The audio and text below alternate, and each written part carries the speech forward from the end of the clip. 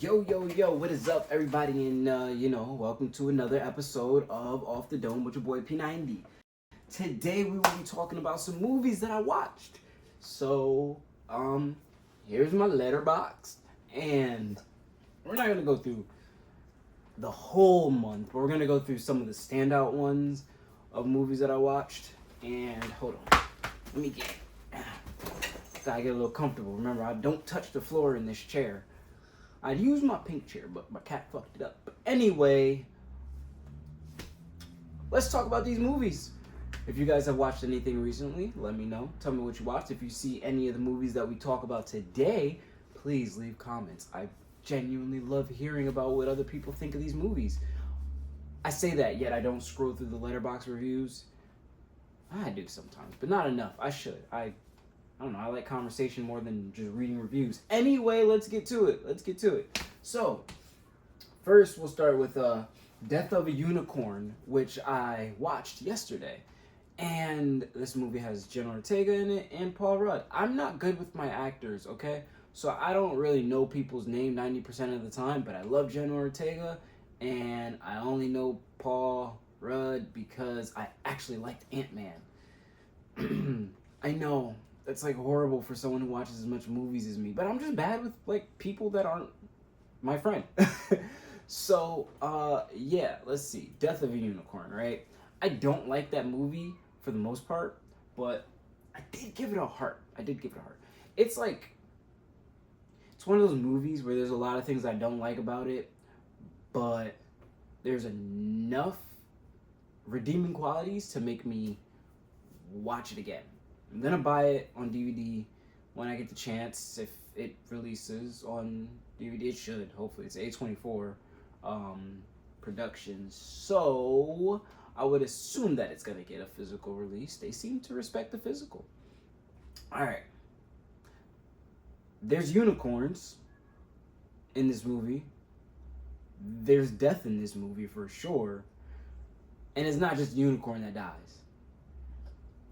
I'm not going to say too much. I don't want to spoil it, but I think it was good. I didn't really care about the relationship between father and daughter here. It didn't do anything for me. I actually think that he's such a horrible father that she should just hate him. I think he should have died in the end of the film. I did not care for his character at all. No. Yeah, I understand the reasoning and all that, but I feel like, nah, bro, you checked out of dad school like way too early, because there were so many redeeming moments that your daughter tried to just like let you know what's cracking, and she cared for you the entire time. And what did you do? You didn't have her back. You had her back at the last minute. To me, that doesn't work. That doesn't work to me. You should have her back all the time. You get a couple mistakes, sure, but like, obviously you knew she gave you the answers of like, hey, this isn't what I want, because you'd admit it at the end of the film. But hey, at least there was a lot of gore, and there was unicorns, and they were killing things. I think that part was cool. Just unicorns killing stuff. How would a unicorn kill things? Well, if the unicorn is big enough, they could stomp people's heads, but they have something really, really sharp on their head. Oh man, it's so fun watching it. I think it was a well acted movie. I think everyone did a really good job. I think Victor Zsasz from Batman, I'm pretty sure that's Victor Zsasz from Gotham, was great. Very funny. And deserved no ill will towards him whatsoever. He was just doing what he had to do. And he was totally on the side of, I think we should listen to the girl. Yeah, no. Let's not fuck with this creepy ass unicorn thing. Nope. This family, just, your typical white capitalist loving family and pharmaceutical business that's just like, hey, that unicorn, I'm so sorry for it. We need to use it. No, it's fine. Don't use the unicorn. Alright, here's a slight spoiler. So, early on in the movie, right? The unicorn dies. They get unicorn blood on them, and it heals them. The old man is like, huh, you guys feel okay. Okay, cool. I think that we should not call the National Guards and stuff because they'll take the unicorn and want to do things with the unicorn. So how about we keep the unicorn? And you see where he's probably going, the old man's dying, by the way. He has cancer. So you see where that probably went. I also seen The Monkey. Osgood Perkins movie. I think, wow, I have a lot of hearts on my recent Letterboxd movies. Anyway, so here's the thing, right? The Monkey is not a bad film whatsoever. Is it great? That's a different story. That is definitely a different story, buddy. Listen, The Monkey is like, The Monkey is Final Destination if it was controlled by a monkey and not Death himself or the universe. It's also like the Looney Tunes of Final Destination. Like, you think Final Destination is goofy, but like it kind of uses real fears that people have and stuff like that, or just like real simple freak accidents that have chain reactions. Well, this monkey just goes above and beyond. Like, imagine you're hanging out of the window like Hereditary and you got ample space or something, but for some reason this is the one day that an 18-wheeler just decides to drive by you, like the wide body 18-wheeler that's not supposed to be on the Merritt.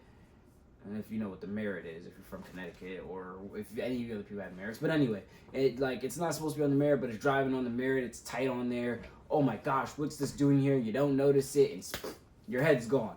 That's the type of shit that's happening in this movie. Bowling balls and anvils and shit like that. Really, really fun film. I think it opened up chaotically and fun, and lets you know that this monkey is nothing to play with. That is how you set a tone, but then the further you get, you realize this movie is goofy, not taking itself too serious, and I don't know how I feel about that. I haven't read the original story, the short story from Stephen King, The Monkey, but I don't know, it was too jokey for me to say like it's a really good horror movie, but it's getting purchased, obviously, and I would watch it again. Would I recommend it? Only if you want to see a bunch of blood and guts and gore and stuff. Yeah, I'd recommend it. Same thing goes for Death of a Unicorn. If you just want to see butts and guts and stuff, yeah, I recommend it. This is not my favorite thing that I watched recently. What else did I see? I seen One of Them Days. It's not a horror movie. It's a movie with Keke Palmer and SZA, and featuring a lot of people like Cat Williams and Unk from Snowfall. And I honestly gave it 5 stars because of Jerome from Snowfall being in there. I hear his voice and I'm just like, wait, he ain't got the curls, but is that who I think it is? And it was who I thought it was. So I was like, all right, 5 stars. I really give the movie like 2.5 stars without the like pressed. Did I give it a like? I did give it a like though, but I'm gonna have to realistically change that if I'm being honest. I love Keke Palmer and I love SZA. I love SZA.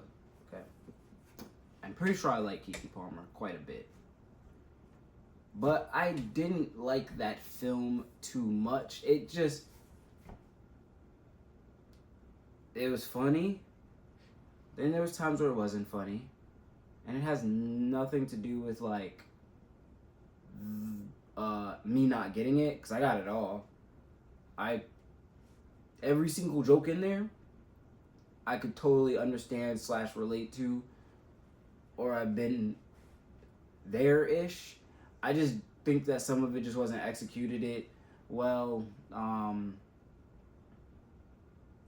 Like, in technically, the Medusa joke, I think, like, I get it, snake staring back, but I don't know, I think, it's hard to say, because I'm not trying to shit on them or the movie at all.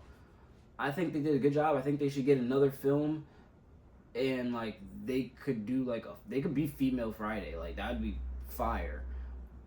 I think they just need better jokes. I think there's, like, 1,000 other big dick jokes that they could have used, other than the Medusa snake one. I just didn't like the way that it all came together. They could definitely have just done something different with that, but hey, I mean, I guess it works because, like, he just took off his robe and it surprised him, and, like, Medusa snakes, they just be like, yeah, we chilling, ha, and then, I don't know, man. That's just one of them. Certain situations weren't as funny as I thought they would be. Like, when the chick was beating them up, right? It was very cheesy, and I get it. It was purposely cheesy, but the fight didn't make me laugh, right? It's just that I understood it and how it was done. But I think the idea of having this bully chick like a Debo makes sense. And it might even work to bring her back at some point, just as a cameo or something. Or like Debo. Debo came back. Like, something like that. Like, it definitely feels like they could do some sort of female type of Friday thing where it's female leads. They could boast it up a little bit more, add some more people. I love that there was so much LA shit in there, artists, and just stuff that there's certain things that may happen in the hood, then there's certain things that only happen in your hood. Feel me? And I love that, because that's what it felt like. I feel like some of those things are things that will only happen in their hood. And I think that's great. I think that was fun. I think that was one of the things that was fun about it. It kept that real relatable aspect, and it felt like we were kind of trying to reapproach those early black film times. Would I recommend it? Yeah. If you are willing to give people a chance and you enjoy Friday, now it's not on par with Friday, but it's buddy cop Friday style type of thing with SZA and Keke Palmer. I want to get that clear. I don't want you to come here and be like, you told me it was Friday. No. It's just like it was inspired by Friday. That's what I'm saying. So yeah, give it a try. It's got some really funny jokes in there. I'm not a comedy person either. I don't know if I said this the last time we talked about movies. I don't like comedy. I don't care about comedy much. Not anymore, at least. So when I give comedy a try, I'm usually pretty harsh. I haven't liked comedy since I was a child. I only really watch horror movies and then action movies and then comic book movies. And the occasional drama. I pressed this button. Why you keep blacking out on me? I gotta change this thing. Alright, so the other movie we watched is, let's see, Tentacles. I don't think I talked about this last time, because we did talk about Rosemary's Baby and Apartment 7A. Cool. So, Tentacles, right? This is a movie about this girl who meets this guy, and she is like, it's a sex psychological film. She keeps this dude in the house and just fucks him all day and night, and great, fantastic, lovely. I'm a dog, woof. Yeah, that's great. But she also has a secret. She has a stalker, and which is really, sometimes all you gotta do is talk about something and you realize it. Now I gotta watch the first scene of that movie again.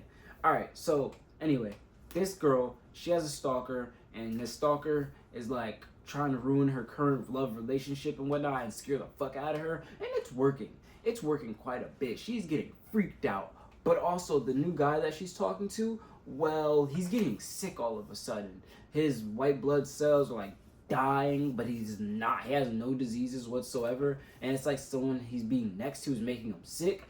The girl. And now he's like, damn, she's great. Like, I love her. I want to marry her. But now I'm getting sick and there's stuff that she's not telling me.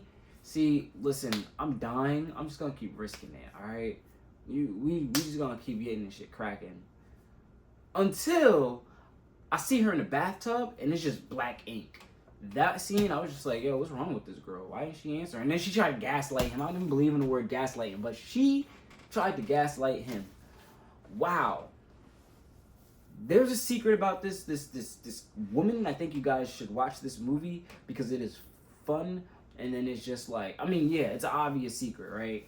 But I think it's just really well done. And I think the ending is also kind of cool. Like, you can expect it, but then there's another piece of the ending that you don't really expect. And it's like, oh, now I have questions.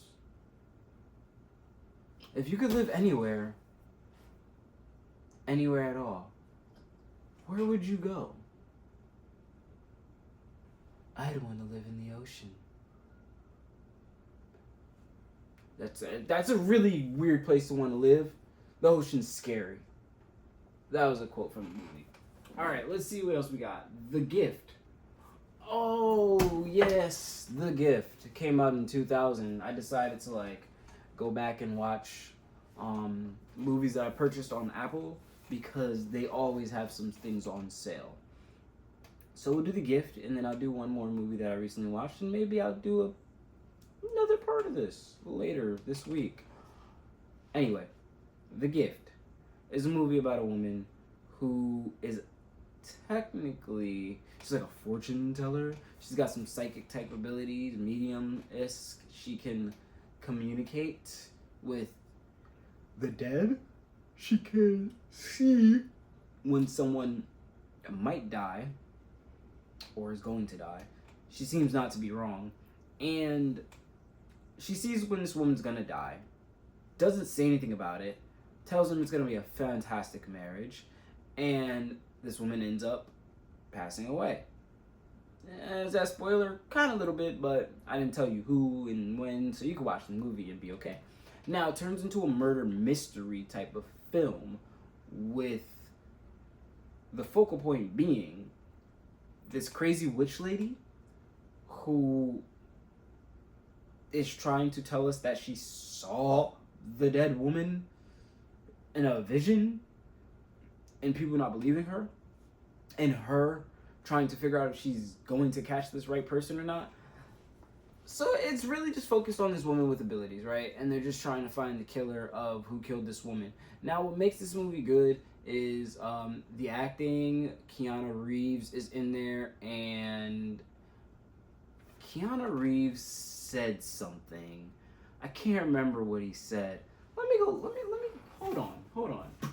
Let me see if I The Gift. J. Jonah Jameson, Johnny Silverhand, Hella, and Aunt May all walk into a movie set. That was my tagline. I deleted what I originally said, but Keanu Reeves said something. I can't remember what he said, but he said something in the movie, and I was just like, oh, wow, that hurt my heart. But fun film. I think it's enjoyable. I think that it's worth a watch if you like those old school like 2000s thriller movies. Not the best thing in the world, but it is very good. And I am really well at watching something and saying, hey, this came out at this time, and I'm going to rate it like it came out in this time. This movie stands up. I could watch this like 4 or 5 more times, actually. I'm not gonna lie. I enjoyed it quite a bit. I love supernatural stuff. If you like supernaturals like mediums and things like that, you'll be like, okay, you know what? This is a pretty good film. This is not bad at all. It's got a wonderful female lead. Like, great film right here. Let's see. Let me go grab her name because, like I told you guys, I'm horrible with names. So, Where are Crew? It's directed by Sam Raimi, by the way, for anyone who cares. And okay, I guess not cast. There we go. My bad. Kate Blanchett. That's who. Kate Blanchett. Yep. There you go. Annie Wilson. I know her name was Annie, but I didn't want to say it because I was listening to Annie, Are You Okay? Earlier today. And I was just like, maybe I'm just thinking about that song. Anyway, back on track. Good film. Enjoyable. I recommend it. Now, let's talk about one more movie, and this time we're going to talk about something I did not like. I did not like this movie at all. Here, let's pull it up a little bit bigger. Just a little bit. It's not like you guys can really see what's on my screen. This is more so for me. This is a 1-star. Hold on. Actually, it's a 1-star film. I was going to lower it, but I remembered that there's gore, there's nudity, and there is death. If you put 2 of those 3 things in a film, no matter how bad I think it is, you will always get 1 star from me. Always get 1 star from me. I believe nudity is a very key point to a lot of slashers. We don't always need it. Don't worry. We don't always need it. But in certain slashers, especially a slasher from 2009, it's useful. It's fun. There's always that one person who thinks that having sex is a good idea in the haunted town where everyone fucking dies. Duh. Love it. 2 birds with 1 stone. Kill him with a machete or something. Right? Okay. This movie looks horrible, in my opinion. It was 3D. I remember that. I was too young to go to the movie theaters and watch it. But, was I? This was rated R, right? This movie was rated R. It had to be. I was too young to watch it. I remember the trailers was 3D. My mom lets me watch horror movies all the time, but like she could never really take me to the movie theaters. She was always working. So I never got a chance to watch this movie. Came on HBO once at my aunt's house, but my aunt was downstairs. She doesn't really like me watching horror movies in her house. So I never got to watch it until today. Watched it, even for 2009. This movie is bad. I think it was horrible. You got, what's his name? Dean from Supernatural. You got him in here, and he's a psycho. That man's kind of crazy.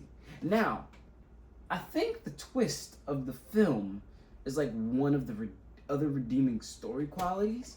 I think the idea is a redeeming quality of its like in itself, but the movie is just the acting's mid. Everyone in the movie is fucking stupid. Not just stupid, they're really stupid, genuinely dumb. And then I sometimes it's just hard for me to explain what I don't like about it. Let me see if there's a serviceable paragraph from here that I can say. Let's see. Oh man, alright, so when they're showing you how everything was done and how the twist works in the film, part of it's just like, I mean, I guess, but alright, I'm gonna spoil it, fuck it. Alright, so it's a lot of, alright, I guess that could work because that's how he sees it, but like, does it really make sense to be shown that way? No, not really. It's giving Secret Window but horror, or Beautiful Mind but horror, Shutter Island but more horror, not thriller. This motherfucker schizophrenic or something, and he's off his fucking meds, or he takes his meds for the most part, yet he's still freaking out and doing all of this shit. And this guy he's got a bunch of trauma, and he's just taking it out on everybody. That's basically what it is. This guy is trauma dumping through murder. Trauma dumping through murder. You know what? I think I like that. Trauma dumping through murder. All right, this is just a rant. Listen. I like talking. All right, guys. I'm not a film bro. I'm not a film sis. I'm not a film with the. I'm not none of that. I fucking love movies. I love horror movies, and I like to talk. So most of the time, they're just rants. All right. I'm not gonna give you guys like the deepest deep dive ever. Now, I might deep dive on like something that I deem is like fantastical. But like right now, all this stuff is just like kind of mediocre or just really fun to watch. I don't got anything to deep dive on. Like maybe Rosemary's Baby when we talked about that, I could have deep dived on that. Maybe Heretic more, but yeah, that's it. But thank you so much for stopping by and watching. I'm gonna have more episodes whenever possible. So thank you so much. Maybe we'll scroll further down the list. I have a lot of movies that I have watched that we have not talked about. Maybe we'll do like a Friday the 13th, all type of thing, Chucky, all type of thing, some of those big series. I think that would be a lot of fun. So thank you, and I'll catch you next time.